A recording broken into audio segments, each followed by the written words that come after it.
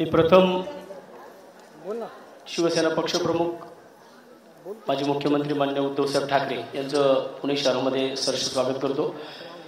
तसेच या ठिकाणी माझे नेते संजय राऊत साहेब, आमचे संपर्क प्रमुख आणि सर्वच मिलिंद नार्वेकर साहेब सगळे पदाधिकारी साहेब, आजचा जो हा कार्यक्रम चालू इथं 2017, 18 आणि 18-19 ह्या 18 महिन्यामध्ये अजित नागरी पतसंस्थेच्या महिलांना, याच्यामध्ये विशेषतः महिला अशा आहेत की ज्या घरकाम करतात, शेतीमध्ये काम करतात, अशा महिला आहेत। आणि ह्या माझ्याकडे ज्या आल्या, आपल्या जनता दरबारमध्ये ज्या आल्या त्या 1047 महिला आल्या।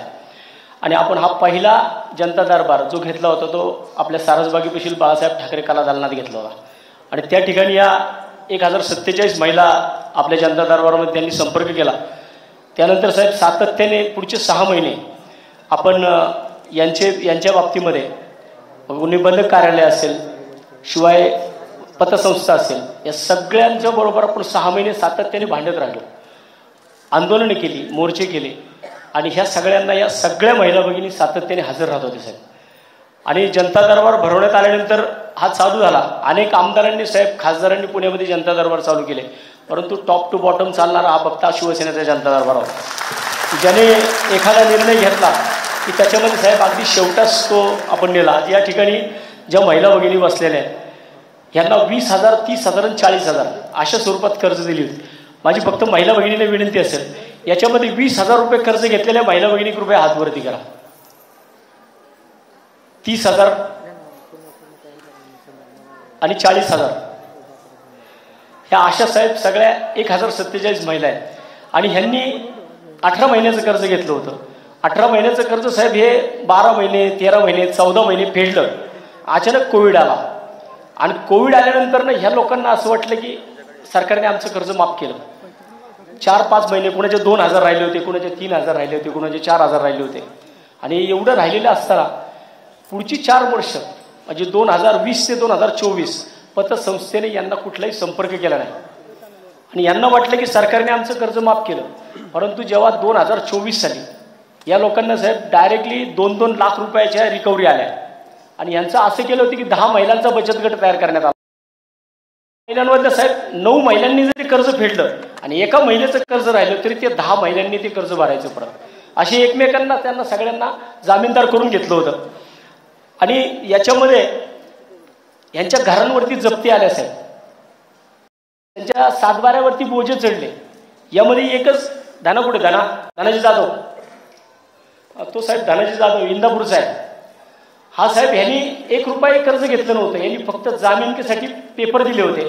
परंतु त्याच्या जामीनदाराला पण कर्ज झालं नाही, त्याला पण कर्ज झालं नाही, तरी त्याच्या सातबाऱ्यावरती बोजा चढला। हा साहेब सातबारावरील बोजा इथं समोर दिसतोय। आणि हा बोजा साहेब आपण ह्यांनी कोर्टात गेला, ह्याला कोर्टाने निकाल नाही दिला, ह्याचा 1 रुपया सुद्धा ह्यांनी कर्ज घेतलेलं नाहीये। पण अजित नागरी पतसंस्था इथं आपल्याला दिसते साहेब समोरच्या बाजूला। अजित नागरीचं इतर हक्कामध्ये नाव लागलं आणि साहेब आपल्याकडे हा कोर्टामध्ये गेला, ह्याला कोर्टाने नाही निर्णय दिला, ह्याला शिवसेनेने नाही दिला साहेब। ह्याचा सातबारा कोरा झाला तर कोरा सातबारा दाखवा। ह्याचा सातबारा हा साहेब इंदापूरचा आहे, याचा माझ्या मतदारसंघाशी, माझ्या शहराशी काही संबंध नाही। हा 150 किलोमीटर लांब राहतो, परंतु त्याचा सातबारा आपण कोरा करण्याचं काम आपल्या शिवसेनेच्या माध्यमातून हे केलं। आणि याच्यामध्ये विशेषतः एक मला सांगावंसं वाटेल की साहेब या देशामध्ये मोदी मल्ल्यासारखी लोक पैसे घेऊन पळून गेली, परंतु ही एवढी इमानदार लोक आहेत साहेब। एक शिवसेनेच्या माध्यमातून यांना एक आव्हान झालं, अक्षरशः साहेब लाईन लावून 80 लाख रुपये या लोकांनी भरले। आणि यांना जे कर्ज होतं साहेब, हे कर्ज साधारण 5 कोटी रुपये झालं होतं सगळ्या 1047 महिलांचं कर्ज 5 कोटी झालं होतं। आणि आपण त्या ठिकाणी वारंवार आंदोलनं केली, उपोषणं केली। उपोषणावर फक्त 8 ते 10 महिला होत्या, पण ज्या दिवशी साहेब आपण शिवसेनेने याच्यामध्ये हात घातला तेव्हापासून आम्ही अक्षरशः उपोषणाला, आंदोलनाला येणाऱ्या महिलांची हजेरी घेतली। कारण प्रत्येकाने उपस्थित राहिलं पाहिजे, नाही तर साहेब होतं काय, आपण काम करत राहतो आणि ज्या दिवशी कर्ज नील होणार असेल त्या दिवशी मात्र सगळे येतात। परंतु आम्ही जी आंदोलनं केली, उपोषण केली, प्रत्येक आंदोलनाला उपोषणाला आम्ही हजेरी घेत होतो की आज किती महिला आल्या, आज किती महिला आल्या। म्हणून आज तुम्हाला या ठिकाणी एकही महिला अशी नाही की जिने कर्ज घेतलं नव्हतं। आज आमचा आपला शाखाध्यक्ष साहेब हा अमित राऊत, आपला हा बाणेर परिसरामध्ये शाखाध्यक्ष साहेब हा माझ्यासोबत जनता दरबारला बसलेला असतो आणि साहेब हा माझ्या शेजारी कायम बसतो. यावर्षी मी गणपती दरवर्षी त्याच्या घरी गणपतीला आरतीला जातो. यावर्षी परत आरतीला गेलो. साहेब त्याचं घरगुती झालेलं होतं. मी त्याला विचारलं आम्ही का तुझं घरगुती झालं. आम्ही मला कारण सांगितलं नाही, हसला नुसता. नंतर मला सांगितलं त्याचं भाड्याचं घर होतं साहेब. आणि त्याने नंतर कारण असं सांगितलं की तात्या मी तुमच्या शेजारी जनता दरबारला बसतो म्हणून मालकाने सांगितलं की उद्या बाबा तू 11 महिन्याचं झालं, तुझं 3 वर्ष तुझं ऍग्रीमेंट होतं ते संपलंय. उद्या जर तुझं वसंत मुळे माझ्या घरी आलं मी काय करू. त्यामुळं तुला त्याला साहेब घर खाली करावं लागलं. परंतु आज या महिला भगिनींनी त्याला न्याय देण्याचा प्रयत्न 100% केलाय. याचा मला आनंद आहे. याच्यामध्ये एक अशी अडचण काय केली करून ठेवली होती. जी महिला कर्जदार आहे, कर्जदार महिलेचं कर्ज भरलं नाही तर तिच्या नवऱ्याचा अकाउंट ब्लॉक, तिच्या मुलांचे अकाउंट ब्लॉक, अशी या 1047 महिलांची कमीत कमी 4000 अकाउंट ब्लॉक करण्यात आली होती. 101 ची नोटीस काढून निबंधकाला हाताला धरलं साहेब. आणि त्या 4000 लोकांची सगळ्या कुटुंबाची अकाउंट ब्लॉक झाली. त्यामुळं नवरा बायकोची भांडणं चालू झाली. बरोबर काय, बहीण भावाची भांडणं चालू झाली साहेब. नवरा बायकोची भांडणं चालू झाली. घरामध्ये सगळ्या भांडणं चालू. तुम्ही सगळं कर्ज घेतलंय आणि माझा अकाउंट ब्लॉक झालं कारण बँकेने सगळ्यांचे अकाउंट ब्लॉक करायची ठरवली. आणि शेवटी ह्यांचा ब्लॉक काढण्याचं काम शिवसेनेच्या ताब्यात केलं. सगळ्यांना माहिती आहे. आपण याची नाती कुठलाही नाती शिवली जुळवण्याचं काम शिवसेनेच्या माध्यमातून आपण केलंय. यांची सगळ्यांची नाती तुटायला लागली होती.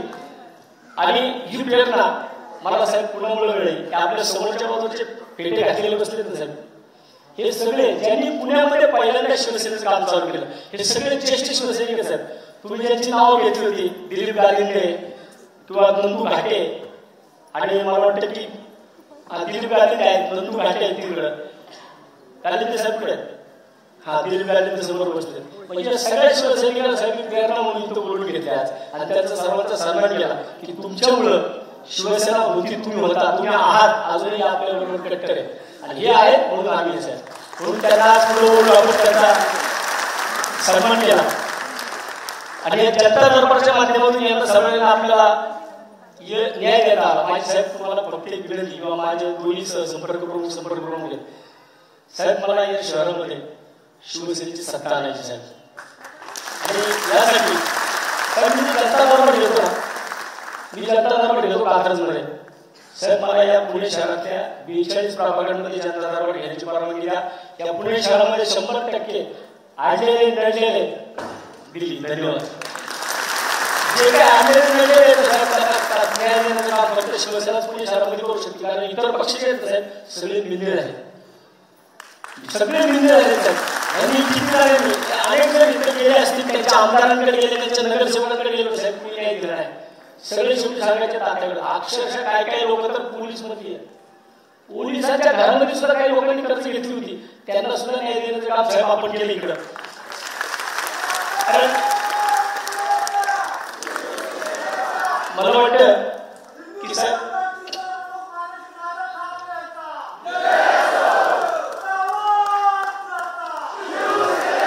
या शहरामध्ये साहेब 100 नगरसेवकांची भाजप सत्ता होती.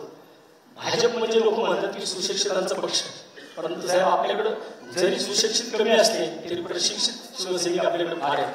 आणि प्रशिक्षित शिवसैनिकांच्या माध्यमातून आपण या सर्वांना न्याय देऊ शकतो. या शहरामध्ये मागच्या महिन्यामध्ये मोदी साहेबांच्या वाढदिवसाला साहेब 1000 ड्रोन हवेत उडवले गेले. 1000 ड्रोन. आणि 1000 ड्रोन उडवण्याची साहेब किंमत होती 1 कोटी रुपये. आणि त्याच्यानंतर जी यंत्रणा लागली त्या यंत्रणा अजून 1 कोटी लागली. म्हणजे या शहराच्या खासदारांनी फक्त हवेत ड्रोन उडवणे हवेत घालवले साहेब. मी एक संकल्प केलाय, माझा 10 तारखेला वाढदिवस आहे 10 ऑक्टोबरला, आणि साहेब यांनी 2 कोटी खर्च केले. मी दरवर्षी माझ्या वाढदिवसाच्या वेळेस पुणे शहरामध्ये कात्रज भागामध्ये पुणे शहरातल्या नागरिकांसाठी मुळव्याध ऑपरेशन घेतो साहेब, मोफत घेतो. 42,000 रुपये एका ऑपरेशनचा खर्च येतो आणि मी मोफत करतो साहेब. आता यावर्षी डॉक्टर पण आले. मी साहेब संकल्प केला आहे, यांनी 1000 ड्रोन हवेत उडवले, 2 कोटी घालवले. मी 1000 ऑपरेशन करून 4 कोटी पुणेकरांची वाचवणार आहे. आणि 7-12 कोरा झाला. सगळ्या गोष्टी झाल्या साहेब या फक्त शिवसेनेमुळे झाल्या. माझी आपल्याला विनंती आहे की आपण आज आलात आणि आला तर आम्हाला जी प्रेरणा तुमच्यामुळे मिळाली. वरच्या भागामध्ये सगळे शिवसैनिक बसलेले आहेत आणि इथं संपूर्णपणे कर्जदार ह्या महिला भगिनी आहेत. या कर्जदार महिला भगिनींना साहेब मी मागच्या महिन्यामध्ये सांगितलं होतं की राऊत साहेबांकडे हट्ट केला होता की साहेब, राऊत साहेबांना मी हट्ट केलं होतं की साहेब फक्त थोडं उद्धव साहेब जर माझ्याकडे आले तर तुम्ही आलात त्याबद्दल धन्यवाद. फक्त एक 4 मिनिटाची व्हिडिओ आहे की आपण हे आंदोलन कसं उभं केलं ती व्हिडिओ दाखवतो.